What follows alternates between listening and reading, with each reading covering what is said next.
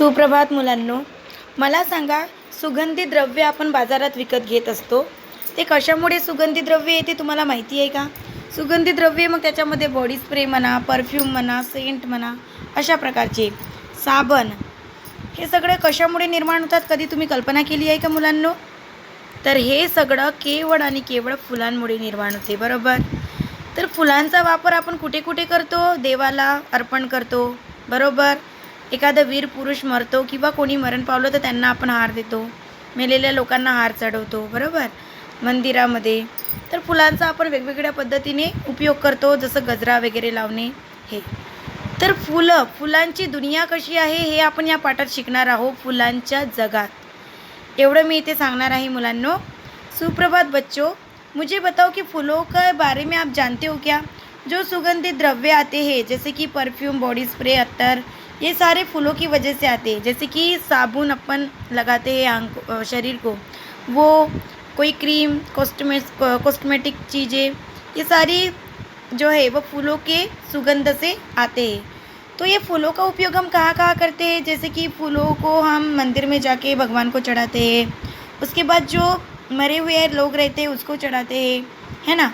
तो फूलों को गजरा उसका बनाकर हम उसका गजरा बनाते हैं, हार बनाते हैं, वो लगाते हैं. तो फूलों का उपयोग आपको भी पता है ना?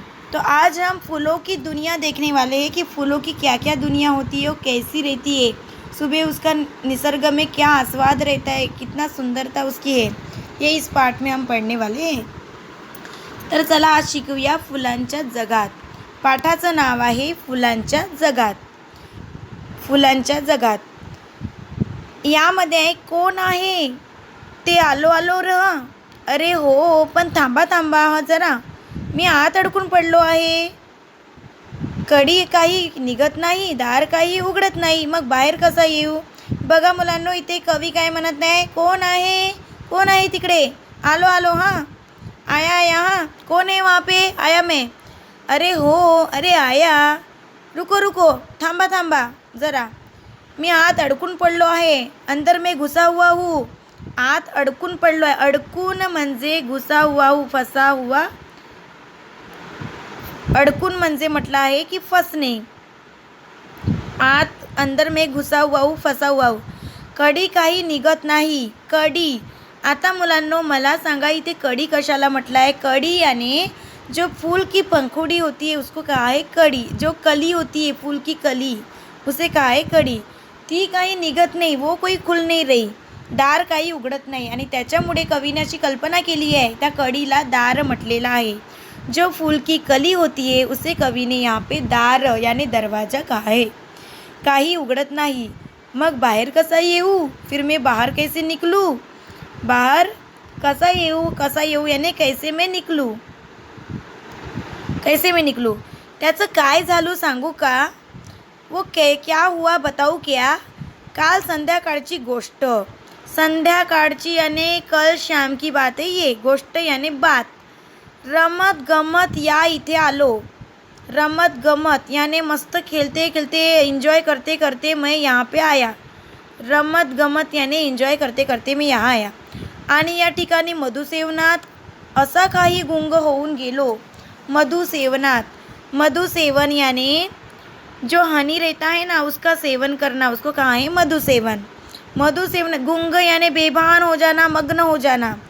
त्या मधुसेवनामध्ये मी काल इथे संध्याकाळच्या वेळेस आलो. शकल शाम के वक्त में यहाँ आया, खेलते खेलते मस्त मज़ा इंजॉय करते करते. और उसी वक्त मधुसेवन यानी हनी का, जो फूलों में हनी रहती है उसका सेवन करते करते मैं मग्न हो गया. मला भानच राहिलं नाही. भान म्हणजे मला काही भान राहिलं नाही. स्थळांचे आणि काळांचे देखील यानी मुझे समय का यानी वो जगह का या समय का, काल यानी काळांचा देखील यानी काल का यानी समय का, कोई भी मुझे भान नहीं रहा. सूर्य केव्हा मावळला. सूर्य यानी सन. मावळला यानी कब डूब गया सूर्य, मुझे पता भी नहीं चला. कळलंच नाही यानी मुझे पता भी नहीं चला. या कमळाच्या पाकळ्या अलगद मिटल्या. कमळाच्या पाकळ्या. पाकड़े यानी कलिया. यहाँ पे देखो, पाकड़े यानी पंखुड़ी जो होती है फूलों की पंखुड़ी, उसको कहिए पाकड़िया. या कमळाच्या पाकळ्या अलगत मिटल्या या पे मिटल्या हा शब्द आहे. मिटला याने गायब झाल्या आणि मी आत अडकून पडलो और मैं अंदर में फंस गया. ये कमल की जो पंखुड़ी है यहाँ पे मैं ये अचानक बंद हो गई. जैसे मैं मधु सेवन कर रहा था हनी का, वैसे ये जो पंखुड़ी होती है ना कमल के फूल की, वो अचानक बंद हो गई और मैं अंदर फंस गया. मोठ्या मोठ्या मत्त हत्तींना जेरीला आणणारा मी. मत्त हत्तींना याने मोठ्या मोठ्या हत्तींना, मोठे मोठे याने बड़े बड़े हाथी को जेरीला आणणारा याने यांना त्रास देणारा, जेरीला आणणारा याने त्रास देणारा मी. कठीण काष्टांच्या याने लाकूड. काष्ट याने लाकूड को कहा है. कठिन याने बहुत कठिन जो काष्ट याने लकड़ियाँ होती है. पोखरून क्षणार्धात भुगा करणारा मी. पोखरून याने उस पे गड्ढा करके, क्षणार्धात याने जल्दी से, भुगा याने छिद्र करणारा मी. या कोवड्या कमलीच्या पाकळ्या, या कोवड्या याने कोमल, कोवड्या याने कोमल. कोमल कमल की पंखुड़िया को कोमलीच्या पाकळ्या उलगडू शकत नाही. ये जो कोमल कमल की जो पंखुड़ियाँ हैं उसको मैं खोल भी नहीं सकता, बताओ. ऐसे कवि यहाँ हमको बोल रहा है. रात्रभर अडकून पडलो. रातभर में यहाँ फंस गया हूँ. अडकून पडलो, इथे अडकून शब्द आहे, फंस गया हूँ. विचार करतो आहे कि मैं सोच रहा हूँ रात्र संपेल, रात खत्म हो जाएगी, सुप्रभात होईल यानी सुबह हो जाएगी. पुन्हा सोनेरी किरण सरोवर नाचतील. फिर सोनेरी किरण सूर्य की सरोवर में नाचेगी. पण फुललं आणि मी पटकन बाहेर निघेल. आणि सोनेरी किरण सुबह की आ जाएगी और कमल यानी कमल यहाँ पे फूलेगा. आणि मैं पटकन यानी मैं जल्दी से बाहर निकल जाऊंगा. ऐसे कवि यहाँ पे बोल रहा. देखो बच्चों, यहाँ पे सुबह कब होंगी इसका इंतज़ार कर रहा है कवि वाट बघत आहे की सूर्य कधी उगवणार, सोनेरी किरण कधी पडणार आणि रात्र कधी संपेल, सुप्रभात कधी होईल, सोनेरी किरण सरोवर नाचतील, कमळ फुलेल आणि मी पटकन बाहेर पडेल. हा जो कमळ आहे हा केव्हा फुलणार, ये कमल कब खुलेगा और मैं इसके पंखुड़ियों से बाहर कब निकलूँगा. ऐसे कवि सोच रहा है. नंतर बघा काय झालं म्हणता. सकाळ. कुणाची चाहूल आहे ही. क्या हुआ, सुबह हो गई. कोणाची तरी चाहूल याने किसी का तो भी धीरे से आवाज आना. परिजातकाची. कोणाची चाहूल आहे, किसका आवाज सुनाई दे रहा, परिजातक याने ये फूलों का नाम है. सुबह सुबह हो गई और परिजातक याने ही जे फुलं आहे परिजातकाची, ही सकाळी सकाळी आली. एवढ्या पहाटे उमलण्याची त्याचीच सवय आहे. सुबह सुबह उमलने की याने खुलने की उसकाच ये समय रहता है. इथं जवळपास नसेल तो कदाचित, यहाँ नजदीक ये नहीं होगा, परंतु त्याच्या फुलांचा सडा जणू माझ्या अगदी जवळ पडल्यासारखा वाटतो आहे. त्याचा सुगंधच सांगतो आहे ते. कवि बोल रहा है कि ये जो फूल है यहाँ नज़दीक कहीं तो है नहीं, लेकिन जब सड़ा यानी जब आंगन में अपन पानी डालते हैं तो उसकी जो फूल है जो रात को नीचे गिरती है उसका सुबेरे सुबेरे सुगंध आ रहा है, सुवास आ रहा है. कवी म्हणत आहे की रात्री ही फुले खाली जमिनीवर पडलेली असतात आणि जशी सकाळ होते तेव्हा सडा जेव्हा अंगणात आपण टाकतो, पानी जब अपन छिड़कते हैं आंगन में, तब वो फूल नीचे गिरे हुए होते हैं और उसका सुगंध, त्याचा सुगंध येत आहे. असं कवी आपल्याला मुलांनो सांगतो आहे. कळत आहे मुलांनो, सडा म्हणजे अंगणात पाणी छिडकणे. हा दुरून येणारा मंद गंध केवड्याचा, त्याच्या सुगंधाचा प्रभाव नागराजांवर पडत असेल. आता या फुलाला कवीने म्हटले आहे केवड्याचा फूल. हा फूल आहे केवडा. याचा मंद गंध, याचा जो गंध यानी सुगंध केवड्याचा, इसका जो सुगंध है प्रभाव, या सुगंध का प्रभाव नागराज पर गिर रहा है. नागराज यानी देवता, नागराज ज्यांच्या पूजेवर जे आपण हे केवडा वापरतो ते, उनको नागराजांवर याचा प्रभाव पडत आहे. नागराज पर इसका प्रभाव ये फूल का पड़ रहा है. परंतु मला भीती वाटते, लेकिन मुझे डर लग रहा है त्याच्या अंगावरच्या काट्यांची।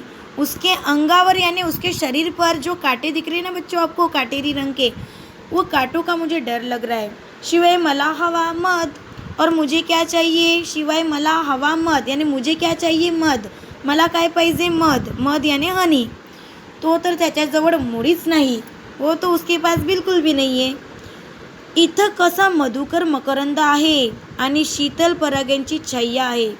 अब यहाँ पर देखो सुबह हो गई है, वाह वाह काय छान, किती मनोहर, केवढं सुंदर जग आहे बघा। हिरवी शेत आणि त्याच्या कडेला फुललेली तरवड, तेरडा, तीड, झेंडू याची पिवळी फुले, हिरव्या साडीची ही पिवळी किनारच जणू। देखो बच्चों, यहाँ पे कवि हमें ये कह रहा है कि देखो सुबह का वर्णन कितना सुंदर है, वाह वाह कितना सुंदर, काय छान, कितना सुंदर, किती मनोहर, कितना मनोहर, केवढं सुंदर जग आहे, कितना सुंदर जग है। ही हिरवी शेत, ये हिरवी यानी हरी भरी ये खेत देखो, शेत यानी खेत जिसको हम खेत कहते हैं, त्याच्या कडेला यानी उसके किनार पर देखो बच्चों क्या दिखाई दे रहा, झेंडू यानी मैरीगोल्ड की फ्लावर, मैरीगोल्ड की फूल है यहाँ पे। हिरव्या साडीची ही पिवळी किनारच जणू यानी हरी साड़ी है और उसकी जो बॉर्डर है हरी साड़ी की, उसकी किनार पर ये पीली कलर की बॉर्डर है, ऐसे यानी किनार यानी बॉर्डर, ऐसे कवि वर्णन कर रहे फुलों का। अशा प्रकारे कवी साडीची वर्णन करत आहे की हिरव्या कलरची साडी आहे आणि त्याची बॉर्डर म्हणजे किनार आहे पिवळ्या कलरची। ज्या सरोवरातल्या कमळात मी राहिलो होतो ना, तो पहा किती छान आहे। आता कवी म्हणत आहे हे कमळ बघा, म्हणत आहे कितना सुंदर कमल है ये, पहिले देखो अभी कवी बोल रहा है। कमळाच्या गोल वर्तुळाकार पानांनी ते झाकलं आहे, यानी कमल के वर्तुड़ाकार पानांनी, वर्तुड़ यानी जैसे सर्कल होता है वर्तुड़, उसके पान से वो झाका है यानी ढक गया है वो कमल, ऐसी कभी बोल रहा। त्या सरोवराजवळ पाहिलं ना, वो सरोवर की तरफ अगर देखे ना तो निसर्ग सुंदरीच्या कपाडावर कुणी हिरवी टिकलीच गोंधली आहे। ऐसे अगर देखे ना तो ऐसे लग रहा है कि निसर्ग के ये सुंदर कपाल यानी जो कपाल पर हम टिकली लगाते हैं, वहाँ पर किसी ने हरी रंग की टिकली लगाई है, गोंधली यानी लगाना। आणि त्या तिकडं पहा एका झाडातून लाल जास्वंदाची फूल डोकावून पाहत आहे, जास्वंद यानी हिबिस्कस, याचे फूल बघा कसे कैसे देख रहा है, वे झुक कर देख रहा है, डोकावून पाहणे यानी झुक कर देख रहा है। जैसे लग रहा है की लाल तुऱ्याचा कोंबडा पहाटे बांग तर देत नसेल, बाग यानी बघा मुलांनो काय कोंबडा, लाल तुऱ्याचा कोंबडा बघितला तुम्ही मुलांनो, कुकू कू असा म्हणतोय ना सकाळी सकाळी, बाग देतो म्हणजे आवाज करतो आणि सगळ्यांची झोप उडवतो।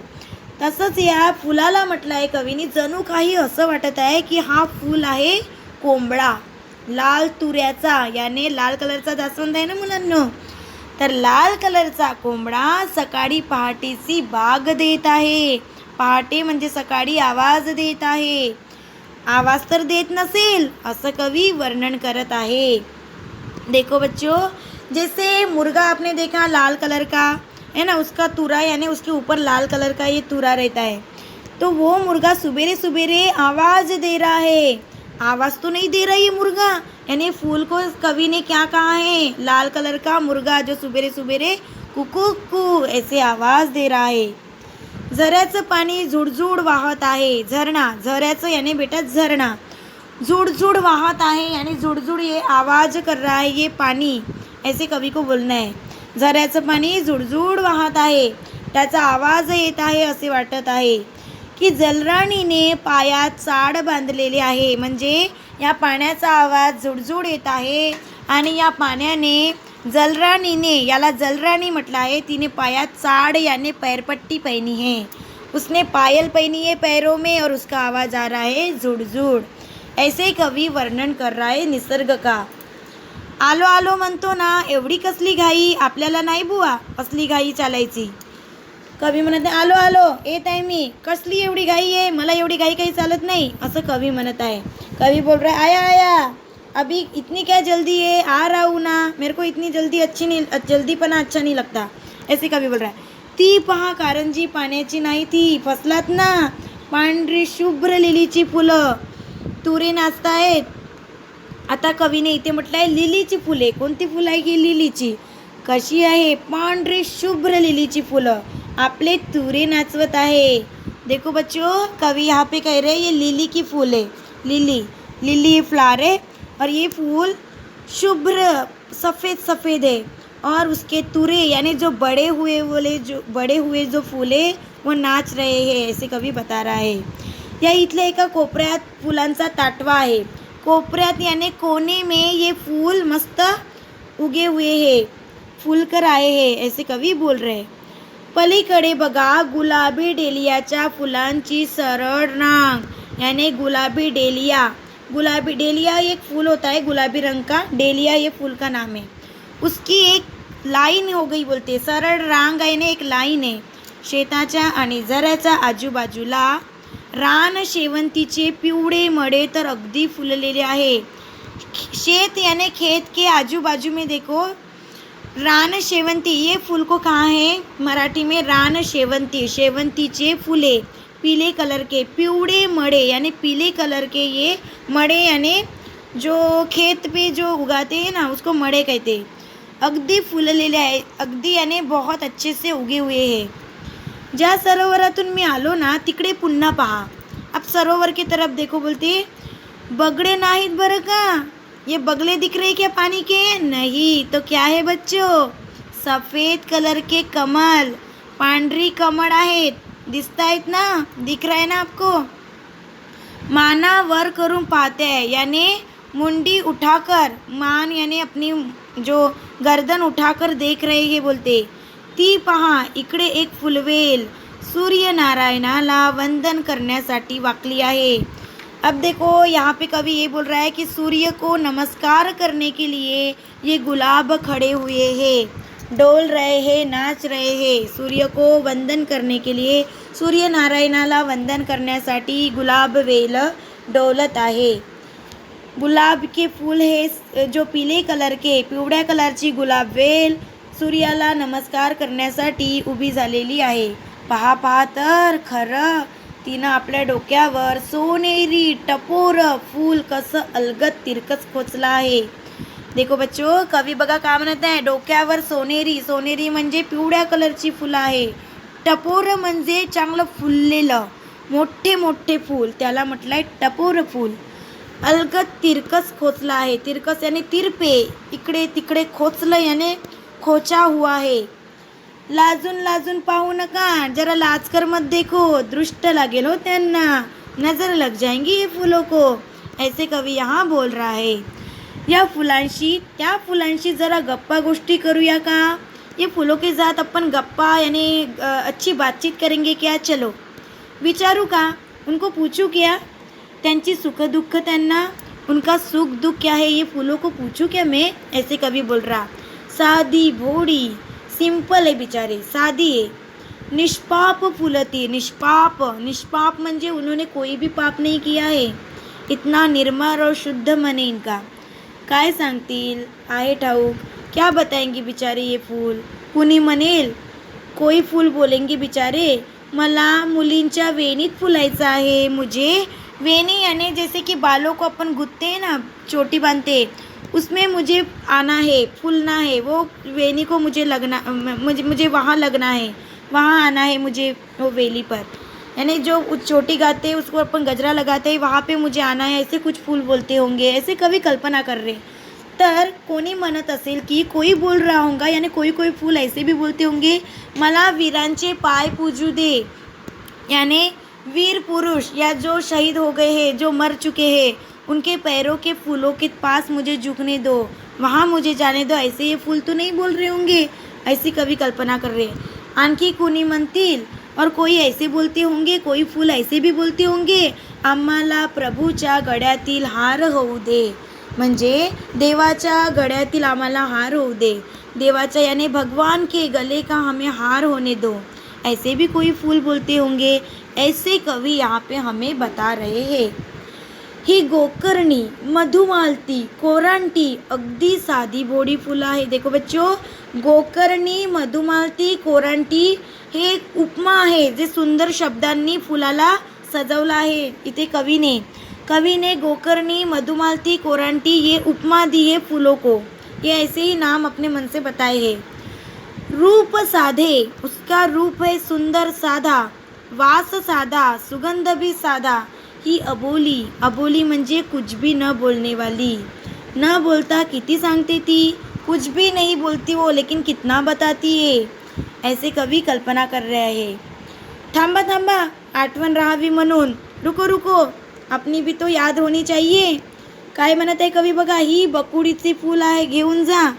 कवी बोल रहा है कि बकुड़ीची फूलं जी आहे, बकुली की जो फूल है बेटा वो मैं आपको बाद में बताती हूँ. ती सुकली बकुली की फूल जो होती है वो सूखी ना, फिर भी उसका सुगंध आता है, फैलता है. त्याचा सुगंध जो आहे तो दरवळत असतो. दरवळणे यानी फैलना. उसका सुगंध जो होता है वो फैलता है. तो यहाँ पर कवि ये बोल रहे हैं कि जो बकुली की फूल रहे वो लेके जाओ, उसका हमारा याद भी तो होना चाहिए, त्याची आठवण भी तर तुम्हाला राहायला पाहिजे, असं कवी इथे म्हणत आहे. आता बघा मुलांनो, मी इथे तुम्हाला काही जे कठीण शब्द आहे त्याला अंडरलाईन करून सांगणार आहे. इथे बघा मुलांनो, इथे कवींनी म्हटलं आहे दार. अडकून, अडकून याने फसना. नंतर आहे दार याने दरवाजा. नंतर मी तुम्हाला सांगितलं संध्याकाळी याने शाम का वक्त. नंतर रमत गमत याने खेलते खेलते मग्न होते होते. मधु सेवन याने हनी का सेवन करना यानी खाना. गुंग यानी मग्न रहना, बेभान रहना. भान यानी मुझे कोई भी भान नहीं था. स्थळ यानी जगह. काळ यानी काल, समय. नंतर कमळाच्या पाकड्या, पाकड़े यानी पंखुडिया. अडकून यानी सांगितलं आहे मी की फसणे होते. आणि इथे काष्टांच्या यानी लकडी, उसको कहा है पोखरून यानी उसको उस पोखरून यानी उसमें छेद कर करके. भूगा यानी गड्ढा करना, गड्ढा करा बोलते मैंने. कोवड्या यानी कोमल. कमलनीच्या यानी कमळाच्या पाकळ्या यानी पंखुडिया. समजत आहे मुलांनो इथे मी काय सांगत आहे तर. नंतर इथे आहे सोनेरी. सोनेरी यानी गोल्डन किरण. सरोवर यानी जो पानी का सरोवर रहता है वो. नंतर मुलांनो इथे मी सांगणार आहे तुम्हाला चाहुल यानी धीरे से आवाज होना, उसे कहते हैं चाहुल. परिजातक ये फूल का नाम है. पहाटे यानी सुबह. सड़ा यानी जैसे पानी छिड़कते हैं ना आंगन पर, उसे कहा है सड़ा. सुगंध यानी पता है अपने को सुवास. नंतर इथे आले आहे काही कठीण शब्द की सुगंध यानी सुवास. नागराज यानी नागराज पर उसका प्रभाव पड़ रहा है, ऐसे प्रभाव यानी परिणाम, परिणाम होना, प्रभाव. नंतर आहे इथे एक म्हटलं आहे की सकाळ यानी सुबह. हिरवी शेत, हिरवी शेत यानी हरा भरा खेत. त्यानंतर बाकी है तरवड़, तेरडा, तीड़, झेंडू, ये सारे फूलों के नाम है. साड़ी यानी पता है आपको साड़ी किसे कहते हैं तो. पिवळी यानी पीले कलर की. किनार यानी बॉर्डर. सरोवरातल्या कमळातच राहिलो होतो ना. कमळाचा गोल गोल वर्तुळाकार, वर्तुळाकार यानी सर्कल. पान यानी पत्तियाँ. सरोवर यानी पता है आपको पानी का सरोवर. कपाड़ यानी उसके कपाल पर जहाँ अपन टिकली लगाते. गोंदली, गोंदली यानी टिकली लगाना, गोंदली यानी लगाना. जलराणी कोंबडा माहिती आहे, कोंबडा यानी मुर्गा. आवाज यानी आवाज करना. त्यानंतर इथे आहे काही कठीण शब्द. कोपऱ्यात यानी कोने में, कोपऱ्यात यानी कोने में. घाई यानी जल्दी नहीं है मुझे, ऐसे कवि यहाँ बोल रहा है. सूर्य नारायणाला नमस्कार यानी सूर्य को नमस्कार करना. ठीक आहे बच्चो. नंतर इथे आहे कठीण शब्द काही. निष्पाप आलेला आहे इथे. गुलाबवेल काही डौलात उभी आहे. डौलात यानी मस्त स्वागत के लिए खड़ी है, ऐसे कवि को यहाँ बोलना है. टपोर यानी खुला हुआ अच्छा बड़ा बड़ा फूल, उसे कहे टपोर. लाजून यानी लाजना, शर्म आना. फुलांशी गप्पा गोष्टी यानी बातचीत करेंगी क्या ये फूलों के साथ, उसको पूछूं क्या है, विचारूं क्या यानी पूछूं क्या, ऐसे कवि। उनका सुख दुख क्या है ऐसे पूछूं क्या, ऐसे कवि बोल रहा है। सादी बोड़ी यानी सिंपल रहना। निष्पाप, निष्पाप यानी कोई भी जिन्होंने पाप नहीं किया उसे कहते हैं निष्पाप। नंतर इथे आहे मुलांच्या वेणीत। वेणीत यानी जो गजरा, जो बाल को अपन चोटी बनाते हैं और वो वेणी जो रहती है उसे वहाँ पे मैं लगूँ क्या, ऐसे फूल को लग रहा। तो कोई वीर पुरुष यानी जो मर गए रहते हैं शहीद लोग, उसके पाय पूजू दे। पाय पूजू यानी उसके पैर के ऊपर फूल जब डालते हैं ना, तो वहाँ अगर मैं रही तो बहुत अच्छा ऐसे फूलों के अंदाज बता रहे कवि। आम्हाला प्रभूच्या गळ्यातील हार होऊ दे। तो कुछ फूलों को ऐसे भी लगता होगा बोलते कि प्रभु यानी जैसे भगवान है उनके गले का, गळ्यातला यानी गले का हार होना चाहिए, ऐसे भी लग रहा होगा। त्यानंतर बघा मुलांनो, अभी देखो बच्चों, गोकर्णी, मधुमालती आणि कोरांटी, अगदी साधी भोड़ी फूलों, ये फूलों को एक उपमा दी है, सुंदर शब्दों की उपमा दी है यहाँ। रूप सादे सादे, वास साधा, यानी रूप उनका सिंपल है, वास यानी सुगंध भी सादा है। ही अबोली है, अबोली यानी न बोलने वाली, उनको बोलना नहीं आता, और ना बोलते हुए वो बहुत कुछ बताते जाती है। अब देखो बच्चों, यहाँ पे कवि ने बताया है, थांबा थांबा, रुको रुको, आठवण राहावी यानी याद रहनी चाहिए, इसलिए बकुळीची फुलं। अब मैं बताऊंगी आपको बकुड़ी की फूल क्या होती है। बकुड़ीची फुलं घेऊन जा। देखो यहाँ पे लेखक हमें क्या कह रहे हैं, हमें कह रहे हैं लेखक कि रुको रुको, बकुड़ी की फूल लेके जाओ, अपनी याद रहनी चाहिए ना। ती सुकली ना, वो सूखेगी भी ना, तो उसका सुवास यानी उसका सुगंध दरवळतच राहतो। दरवळत यानी फैलते ही रहता है। या सहलीची आठवण अशीच राहायला हवी, नहीं का। सहलीची यानी जो अपनी अभी ये भेंट हुई है यहाँ पर जो लेसन द्वारा, ये सहलीची आठवण, याद ऐसी ही रहनी चाहिए, नहीं क्या, हो कि नहीं, ऐसे कविया बोल रहा है। तो बच्चों ये पाठ आपके समझ में आ गया होगा। अब बकुड़ी की फूल क्या होती है ये मैं बताती। ये है बकुड़ी की फूल, और कवि हमें ये कह रहा है कि ये बकुड़ीची फूल घेऊन जा। ये लेसन पाठ जैसे ख़त्म हुआ वैसे एंडिंग में हमें लेखक बता रहे की ही बकुड़ीची फुले घेऊन जा, आपली आठवण राहावी म्हणून। ये बकुड़ी की फूल लेके जाओ, अपनी याद रहनी चाहिए। समझ में आया कि ये अपनी याद रहनी चाहिए, ये फूल आप लेके जाओ, और अगर ये सूखेंगी भी ना तो इसका जो सुगंध है, वो सुवास है, वो फैलते रहेगा। त्याचा सुगंध जो आहे तो फैलत राहणार, असं कवि इथे म्हणत आहे, ऐसे कवि यहाँ पे बोल रहा है। तो बच्चों ये पाठ आपको समझ में आया होगा, ऐसे मैं आशा करती हूँ, और इसके क्वेश्चन आन्सर मैं इसके साथ ही देने वाली हूँ। मुलांनो हा पाठ तुम्हाला समजला असं मी आशा करते, आणि याचे क्वेश्चन आन्सर, प्रश्नांची उत्तरे मी सोबतच देणार आहे। तर चला मुलांनो, आज आपण इथेच थांबूया।